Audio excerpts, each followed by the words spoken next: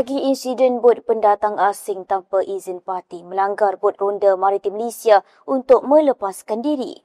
Kejadian berlaku di perairan Tanjung Bidara, Melaka awal pagi 10 Oktober membabitkan 3 lelaki dipercayai warga Indonesia menuju Pengkalan Balak bagi mengambil parti serta dadah untuk diseruduk keluar dari Malaysia.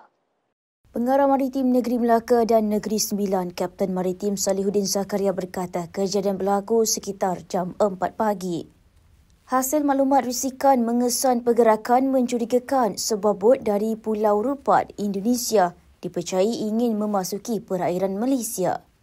Bot Ronda Maritim Malaysia yang sedang melaksanakan awak murni dikerahkan lokasi percaya mengesan sebuah bot gentian kaca tanpa nombor pendaftaran bergerak dalam keadaan mencurigakan di kedudukan 2.3 Batu Nautika Barat Daya, Tanjung Bidara. Bot berkenaan bertindak agresif dan melanggar bot Ronda Maritim Malaysia selepas diarah berhenti untuk diperiksa.